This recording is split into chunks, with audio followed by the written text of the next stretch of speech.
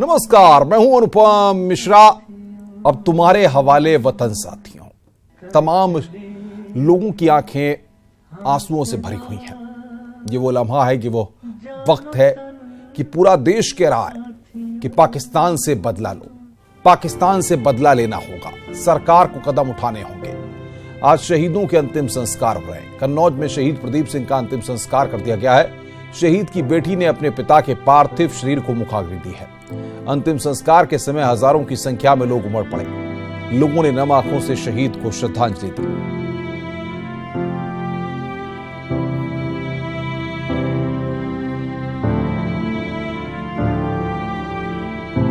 तो अब तुम्हारे हवाले वतन साथियों, शहीद प्रदीप सिंह का अंतिम संस्कार हो गया है। बेटी ने शहीद पिता को मुखाग्नि दी है। वो तस्वीरें आपकी टेलीविजन स्क्रीन पर। नम आंखों से लोगों ने श्रद्धांजलि दी है।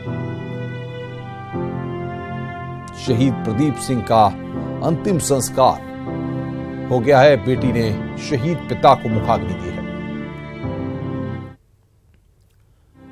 इधर शामली में भी शहीद प्रदीप कुमार पंचतत्व में विलीन हो गए। अंतिम संस्कार के समय नम आंखों से उन्हें श्रद्धांजलि दी गई। पूरे गांव में मातम पसरा हुआ है। ये शामली के दृश्य जहां पर शहीद प्रदीप कुमार का अंतिम संस्कार हुआ।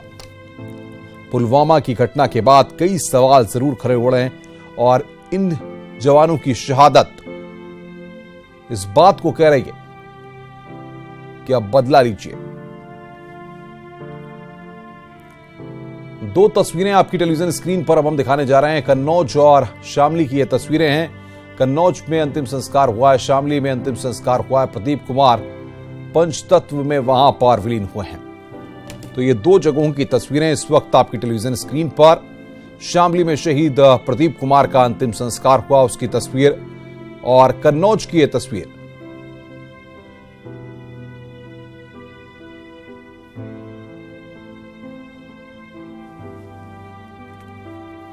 तो शामली में शहीद प्रदीप कुमार का अंतिम संस्कार, कन्नौज में शहीद प्रदीप सिंह पंचतत्व में विलीन हुए हैं। ये तस्वीर हम आपको दिखा रहे हैं। नम आंखों से लोगों ने वहां पर श्रद्धांजलि दी है।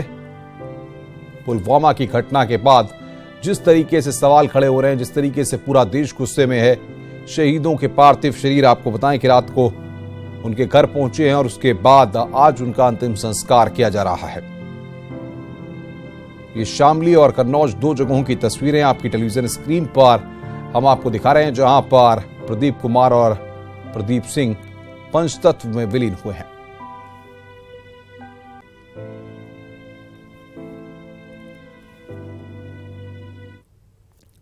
उत्तरकाशी के शहीद मोहनलाल का पार्थिव शरीर देहरादून पहुंचा है, जहां नम आंखों से लोगों ने श्रद्धांजलि दी। वहीं शहीद की बेटी ने भी अपने शहीद पिता को आखिरी सलाम किया। तस्वीरें बेहद मार्मिक थीं, जब एक बेटी अपने पिता को आखिरी बार सलामी दे रही थी। शहीद का पार्थिव शरीर हरिद्वार के लिए रवाना हो गया है, जहां उनका अंतिम संस्कार किया जाएगा। तो पापा को बेटी का आखिरी सलाम यहां पर तस्वीरों में हम आपको दिखा रहे हैं। और श्रद्धांजलि देने के लिए किस तरीके से वहां पर भीड़ उमड़ी, वो इस दृश्य में आप देख सकते हैं। बेहद मार्मिक, बेहद भावुक करने वाला ये पल। हर कोई दुख में गमगीन। जो जवान हमें छोड़कर चले गए, हमें उन पर नाज है, लेकिन पापा को बेटी का आखिरी सलाम, वो दृश्य हम आपको दिखा रहे हैं। हरिद्वार में अंतिम संस्कार किया जाएगा। श्रद्धांजलि देने के लिए वहां पर लोगों की भीड़ उमड़ रही है। शहीद मोहनलाल को वहां पर श्रद्धांजलि दी जा रही है। बेटी ने पापा को आखिरी सलाम किया, वो दृश्य हम आपको दिखा रहे हैं। इधर शहीद वीरेंद्र का भी पार्थिव शरीर खटीमा पहुंच चुका है, जहां पर उनका अंतिम संस्कार किया जाएगा। तो शहीद वीरेंद्र की अगर बात करें तो उनका भी पार्थिव शरीर जो है वो खटीमा पहुंच चुका है। उनकी तस्वीर भी हम आपको टेलीविजन स्क्रीन पर दिखा रहे हैं। उनका पार्थिव शरीर खटीमा पहुंच चुका है, जहां पर अब से थोड़ी देर के बाद उनका अंतिम संस्कार वहां पर किया जाएगा। तो अलग अलग जगहों से जो अपडेट्स हमारे पास आ रहे हैं उनको हम दर्शकों तो सबसे पहले बता रहे हैं। कि किस तरीके से शहीदों के पार्थिव शरीर का अंतिम संस्कार वहां पर किया जा रहा है।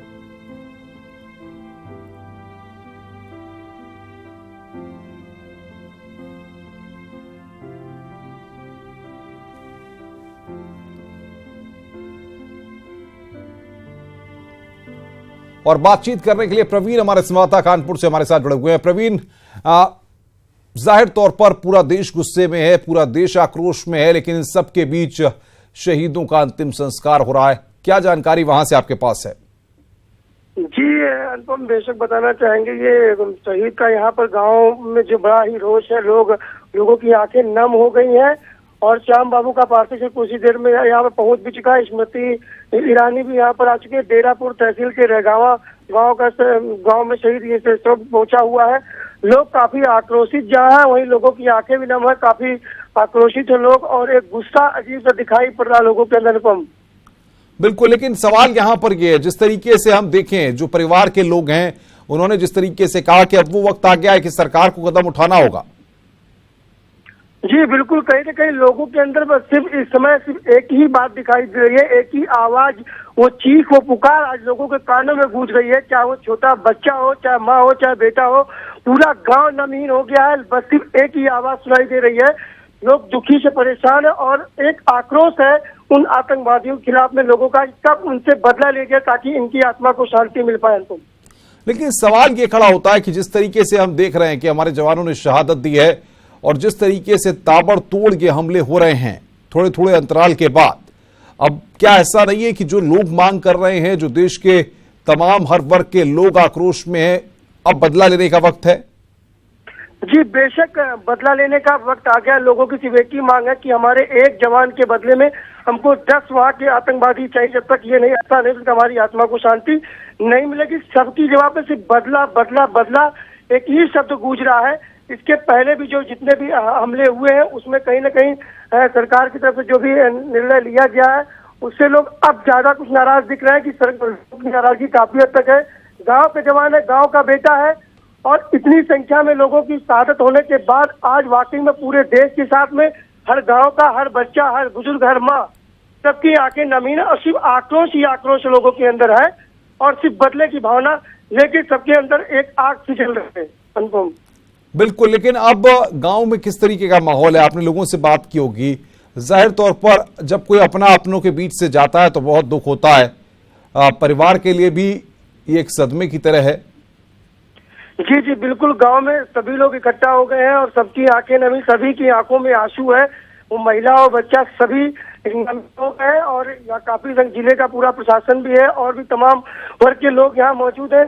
सिर्फ आंखों में आंसू, सर झुकाए लोग यहाँ पे खड़े हुए हैं और बदले की भावना बस लोगों के अंदर जागरूक है। आपने बात की होगी प्रवीण वहां पर जो लोग हैं उनसे, और जो अधिकारी या और भी लोग वहां पर पहुंचे हैं, कौन कौन से लोग वहां पर पहुंचे हैं और अंतिम संस्कार की प्रक्रिया वहां पर हो चुकी है क्या? जी बिल्कुल, अभी अंतिम संस्कार की प्रक्रिया स्मृति ईरानी यहाँ पर आ चुकी है और जितनी भी प्रक्रिया है वो चल रही है। सौ यहाँ पर है, काफी पूरा जिला प्रशासन है और तमाम विधायक भी यहाँ पर मौजूद है और बाकी इसमें जो अंतिम संस्कार की प्रक्रिया चल रही है। बिल्कुल प्रवीण, आप वहां पर नजर रखिए। उमाशंकर भट्ट हमारे साथ देवरिया से जुड़ रहे हैं। उमाशंकर, जाहिर तौर पर देवरिया क्या पूरा उत्तर प्रदेश, क्या पूरा देश इस समय गम में है, दुखी है, आक्रोश में है, वहां पर क्या है जानकारी आपके पास? कितने बजे अंतिम संस्कार होना है, क्या तैयारियां वहां पर हैं? देखिए, शहीद विजय मौर्य जो है भटनी थाना क्षेत्र के छपिया जयदेव गांव के रहने वाले थे और ये अपने 3 भाइयों में सबसे छोटे थे, जिन्होंने सीआरपीएफ की नौकरी तकरीबन 10 साल पहले ज्वाइन की थी। और इसमें सबसे बड़ी बात है कि पूरे गांव की बात हो, चाहे पूरे देश की बात हो, चाहे पूरे यूपी की बात हो, सब लोग सरकार से यही अपेक्षा करते हैं जिस प्रकार पाकिस्तान ने इस घिनौनी हरकत, कायराना हरकत किया है, उसका मुंह तोड़ जवाब दिया जाए। कल जब इनके पिताजी से बात हुई, चाहे इनके शहीद के पत्नी से बात हुई, तो उन्होंने साफ तौर से यही बात किया कि नेता और जो राजनीति करने वाले लोग स्वार्थी होते हैं और खून का बदला खून चाहिए। हालांकि 92 बटालियन ये सीआरपीएफ में ज्वाइन की है। इनका जो मोमेंट था वो जो जैसे पुलवामा में जाए तो उस प्रकार से जो ये आतंकी घटना उसमें शहीद हुए हैं। पूरे गांव में पाकिस्तान के खिलाफ आक्रोश है। हालांकि तकरीबन 2 घंटे बाद इनका पार्थिव स्वरूप पहले पुलिस लाइन में लाया जाएगा, फिर वहां पर राजकीय सम्मान के बाद जो है इनके गांव में अंतिम दर्शन के लिए लोगों के लिए रखा जाएगा। इसके अलावा गांव के बगल में ही एक गंडक नदी बहती है, उसी के किनारे शहीद का अंतिम संस्कार किया जाएगा। इसके पहले जिला प्रशासन ने सारी तैयारियां कर ली है। तकरीबन 1000 से अधिक लोग गांव में जमे हुए हैं और सबकी एक ही मांग है कि पाकिस्तान से सरकार उसी प्रकार बदला ले कि जिस प्रकार सर्जिकल स्ट्राइक हुई थी, ऐसा कोई काम करे ताकि जो शहादत है वो बेकार न जाए। उमाशंकर, परिवार के लोगों के साथ स्थानीय लोगों में भी जाहिर तौर पर आक्रोश होगा, क्या बातचीत हुई आपकी? देखिए, हम इस मुद्दे पे सरकार हो, चाहे स्थानीय आदमी हो, चाहे विपक्ष हो, चाहे कोई भी है, किसी की कोई डिमांड नहीं है। सरकार से सब यही अपेक्षा करते हैं कि पाकिस्तान से उनसे मुंहतोड़ जवाब दिया जाए। और जैसे कल उनकी पत्नी से बातचीत हुई तो उसमें साफ तौर से कहना है कि 4 दिन तक हम मंचों से भाषण देते हैं, नेता मीडिया के जो अपनी बात रखते हैं कि हम पाकिस्तान के खिलाफ ये एक्शन लेंगे, लेकिन 4 दिन बाद सब चुप हो जाते हैं। उनका साफ तौर से कहना है कि अगर कोई राजनेता, चाहे वो देश का प्रधानमंत्री हो, चाहे देश के कोई भी नेता हो, वो साफ तौर से अगर कोई बात कर रहे हैं पाकिस्तान के खिलाफ तो उस पर कड़ा से कड़ा एक्शन बिल्कुल उमाशंकर, आप नजर रखिए। नितिन हमारे साथ चंदौली से जुड़े हुए हैं। नितिन, वहां पर क्या तस्वीर है? अनुपम, ये शव जब यहाँ अपने पैतृक आवास पहुंचा तो वहां पर भारी संख्या में लोग, यहाँ गांव वाले, आसपास के शहर के सारे लोग, तमाम करीब हजारों की संख्या में युवा पहुंचे थे। इस बीच इनके परिजनों ने इनको श्रद्धांजलि दी है। साथ में यहाँ के जिलाधिकारी और तमाम आला अधिकारी, कप्तान और सीआरपीएफ के कमांडेंट और डीआईजी पहुंचे थे। उन लोगों ने श्रद्धांजलि दी।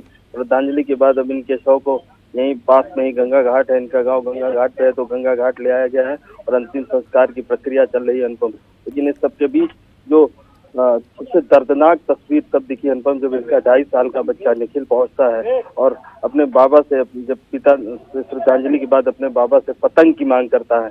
और तब वहाँ के लोगों ने ये बात कही कि बेटा, अब पतंग की डोर तुम्हारे हाथ से छूट गई है। तो वो बेहद भावपूर्ण उस समय माहौल हो गया, सब गमगीन हो गए, मातम पसर गया, सारे लोग शांत हो गए। बाद में अब फिर पाकिस्तान मुर्दाबाद के नारे और अवधेश के लिए अमर रहे, इस तरह के नारे लगाते हुए इनके शव को अब गंगा घाट पर ले आया गया है और यहाँ गंगा घाट पर इनका अंतिम संस्कार चल रहा है। इनको बिल्कुल, लेकिन ये बताइए, जो लोगों से आपने बातचीत की, जो अधिकारी वहां पर हैं, जो बाकी लोग वहां पर हैं, उनकी तरफ से क्या कुछ कहा गया? अधिकारी और जो सीआरपीएफ के लोग यहाँ पहुंचे थे, उन्होंने अपने नॉर्म्स के हिसाब से उनको रिफंड देने की बात कही है। साथ ही यहाँ पर जो ये गांव है, उनका वो जो संपर्क मार्ग है, इनके नाम पर रखने की बात प्रकाश में आई है। 6 सूत्री मांगे परिवार ने इनको यहाँ प्रदेश अध्यक्ष जब महेंद्र पांडे पहुंचे थे भारतीय जनता पार्टी के और प्रभारी मंत्री, तो उनको सौंपी गई है। लेकिन इस सबसे ऊपर एक सुर में अगर कोई बात निकल रही है अनुपम, तो वो कि पाकिस्तान से हिसाब करना है, पाकिस्तान से बदला लेना है। 40 सर के बजाय चंदौली से आवाज उठी है कि हमको 400 सर चाहिए आतंकियों के, जो बॉर्डर पार बैठ करके हमारे देश में आतंक फैला रहे हैं, दहशत फैला रहे हैं। तो उनके खिलाफ एक बड़ी गूंजती हुई, जिसको कहे कि आवाज निकली है। और ये आकाश में जब ये नारे लग रहे थे कि अवधेश यादव अमर रहे, अवधेश जब तक सूरज चांद रहेगा अवधेश तेरा नाम रहेगा, साथ में ये भी नारे लग रहे थे कि आतंक के खिलाफ जो लड़ाई लड़नी है वो अब पाकिस्तान को निस्तेनाबूद करके लड़नी है। इस तरीके की मांग लोगों में बेहद गुस्सा है, लोग नाराज हैं, लोग चाहते हैं कि इस बार आखिरी लड़ाई होगी, अब हमें अपने बच्चों की, अपने सैनिकों की बलिदान नहीं देना है। इस तरीके की मांग है। लोग बेहद भावुक हैं, आंखों में आंसू है लोगों के, लोग बात करते रो पड़ रहे हैं। आपको बताएं, कुछ दोस्तों से हमारी बात हुई तो उन्होंने बताया कि अवधेश जो है वो पढ़ने में बेहद ब्रिलियंट थे। इनसे जब उनसे उनके कलीग पूछते थे कि तुम इतने अच्छे हो पढ़ने में, तुम और कहीं क्यों, तुमने ये जॉब क्यों चुनी, तो उन्होंने कहा कि ये जब तुम ज्वाइन करोगे सेना को और जब तुम जाओगे और जब तुम शामिल होगे सेना में, तो तुमको एहसास होगा कि कितनी ताकतवर संवेदना निकलती है वहां से देश प्रेम की। तो इस तरीके की बात बताते हुए लोगों की आंखों में आंसू आ गए। लोग पुरानी बातें अपनी शेयर कर रहे थे। लोग बता रहे थे कि बेहद लोगों से मिलनसार व्यक्तित्व थे, यहाँ काफी पॉपुलर भी थे। जब भी छुट्टी आते थे तो पूरे गांव में, साथ ही यहाँ मुगल सराय में काफी अच्छी इनकी सर्किल थी और इनका काफी नाम था इलाके में। बिल्कुल बिल्कुल नितिन, बने रहिए आप। रामगोपाल हमारे साथ गोरखपुर से जुड़ रहे हैं। रामगोपाल, ये वो पल है जब हमारी आंखों से आंसू रुक नहीं रहे हैं। जब अपने अपनों से दूर जाते हैं तो जाहिर तौर पर बहुत दुख होता है, लेकिन यहां पर तो पूरा देश रो रहा है। वहां पर क्या तस्वीर है?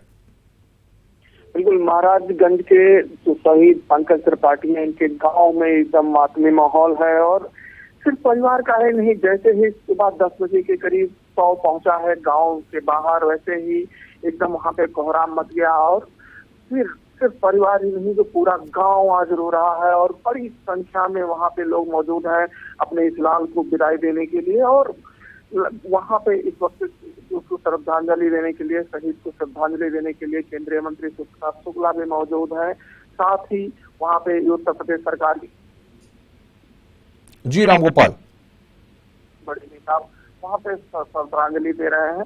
इसी बीच महाराजगंज शिक्षा विभाग जैसे ने घोषणा कर दी कि जो स्कूल में गांव है, उस गांव में जो स्कूल है उसका नाम अब शहीद के नाम पे कर दिया जाएगा। बेलहिया गांव है, उस स्कूल का नाम अब पंकज त्रिपाठी के नाम पे कर दिया है। साथ ही जिले भर के जो प्राथमिक शिक्षक हैं वो अपने 1 दिन का वेतन भी शहीद के परिवार को देने का ऐलान किए हैं। तो लोग अब आ रहे हैं, लेकिन इन सारी चीजों के बीच पाकिस्तान को लेकर बहुत गुस्सा है लोगों में। लगातार नारेबाजी हो रही है और पाकिस्तान के खिलाफ कार्रवाई की मांग लगातार लोग कर रहे हैं। कह रहे हैं कि अब बातों से काम नहीं चलेगा, अब बहुत होगा, अब बातचीत नहीं, अब सीधी कार्रवाई होनी चाहिए। और जो शहीद हुए हैं ये शहादत अब व्यर्थ नहीं जानी चाहिए। अनुपम, बिल्कुल रामगोपाल, लेकिन वहां पर लोगों से आपने बात की होगी, इलाके में, गांव में किस तरीके का मातमी माहौल वहां पर आप है और लोग क्या कुछ कह रहे हैं? अनुपम, परिवार का तो रोकर बुरा हाल है। पूरे गांव की स्थिति ये रही कि जब से शहीद होने की, पंकज त्रिपाठी के शहीद होने की खबर आई, पूरे गांव में मातमी सन्नाटा पसरा हुआ। पूरे गांव में किसी के घर में चूल्हा नहीं जला। अब आप अंदाजा लगाइए कि इस वक्त क्या स्थिति होगी।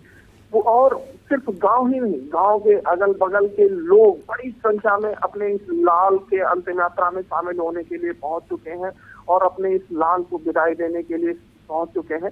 और सभी लोगों की एक ही मांग है कि अगर प्रधानमंत्री नरेंद्र मोदी कहते हैं कि वो 56 इंच का सीना रखते हैं, तो अब वक्त आ गया है कि अब वो दिखाएं कि पाकिस्तान को उस करारा जवाब दिया जाए, चाहे जिस तरीके से दिया जाए, लेकिन अब वक्त आ गया है कि अब उसको नेस्तनाबूद कर दिया जाए। और जो लोग हैं, जो यहाँ पे हैं, जो भावनाएं उमड़ रही हैं, वो सीधा कह रहे हैं कि अब की फॉरवर्ड नहीं, तुरंत अटैक किया जाए। मतलब इस तरीके की मांग यहाँ के लोग लगातार कर रहे हैं और लगातार जो शहीद है उसके पक्ष में वहाँ पे नारेबाजी हो रही है। लगातार पाकिस्तान के खिलाफ नारेबाजी हो रही है और लगातार कार्रवाई की मांग चल रही है। अनुपम, बिल्कुल रामगोपाल, लेकिन सवाल यहां पर ये, इन जवानों की शहादत बेकार नहीं जानी चाहिए। बिल्कुल बिल्कुल, जवानों की जो शहादत है वो बेकार न जाए, इसके लिए जो है लगातार दबाव बनाया जा रहा है। और सिर्फ महाराजगंज या देवरिया के जो लाल शहीद हुए या जो 42 और जवान शहीद हुए उनकी ही बात नहीं है, पूरे देश में एक तरीके से गुस्सा है। कल मैंने गोरखपुर की सड़कों पे देखा, लोग स्वतः सड़कों पे निकल के आए थे और बड़ी संख्या में एक तरीके से गुस्से का इजहार अपना कर रहे थे। जिन लोगों से कोई रूटीन, जो आम आदमी के बारे में कहा जाता है कि वो अपने घर और परिवार के बारे में ही ध्यान देता है, बहुत ज्यादा नहीं सोचता, वो आम आदमी कल सड़कों पे था और पाकिस्तान के प्रति गुस्से का इजहार कर रहा था, श्रद्धांजलि दे रहा था। उसी तरीके से आज भी वो आम आदमी ये मांग कर रहा है कि ठीक है, आप हमें 1 दिन का वेतन कम दीजिए, आप हमें खाना एक टाइम का कम कर दीजिए। बिल्कुल बिल्कुल रामगोपाल, आएंगे उन्नाव से बातचीत करने के लिए। अनुज गुप्ता हमारे साथ जुड़ गए हैं। अनुज, बताइए वहां की क्या तस्वीर है और कौन कौन से लोग वहां पर शहीद की अंतिम यात्रा में पहुंचे हुए हैं? जी अनुपम, आपको बता दें कि पूरा समूचा उन्नाव शोक में डूबा हुआ है इस समय और हजारों की संख्या में लोग शहीद को श्रद्धांजलि दे रहे हैं। उनके साथ शहीद के पार्थिव शरीर के साथ में विधानसभा अध्यक्ष हृदय नारायण दीक्षित, मंत्री ब्रजेश पाठक, केंद्रीय मंत्री साध्वी निरंजन ज्योति इस समय साथ में चल रही। इसके साथ ही जिले के प्रमुख अधिकारी भी साथ में चल रहे हैं। हजारों की संख्या में उनके साथ काफिला है और जहां जहां शहीद का काफिला निकला है, जहाँ से पार्थिव शरीर उनका ले जाया जा रहा है। वहां पर उनको नम आंखों से श्रद्धांजलि दी जा रही है। पाकिस्तान के खिलाफ नारेबाजी लोग कर रहे हैं और आतंकवाद की खात्मे की बात कर रहे हैं। जी अनुज, बिल्कुल। अनुज, आपने बातचीत की होगी स्थानीय लोगों से, शहीद के परिवारीजनों से। ऐसे में जाहिर तौर पर हर कोई दुखी है, लेकिन क्या कह रहे हैं? क्या अब वो वक्त आ गया है कि बदला लेना होगा? अनुज, आपको आवाज मिल रही है मेरी? अनुज गुप्ता उन्नाव से हमारे संवाददाता हमें अपडेट दे रहे थे। फिलहाल तकनीकी खराबी की वजह से उनसे हमारा संपर्क टूट गया है, लेकिन ये 4 तस्वीरें आपकी टेलीविजन स्क्रीन पर। वतन पर मिटने वालों का यही बाकी निशा होगा। शहीदों की चिताओं पर लगेंगे हर बरस मेले, वतन पर मिटने वालों का यही बाकी निशा होगा।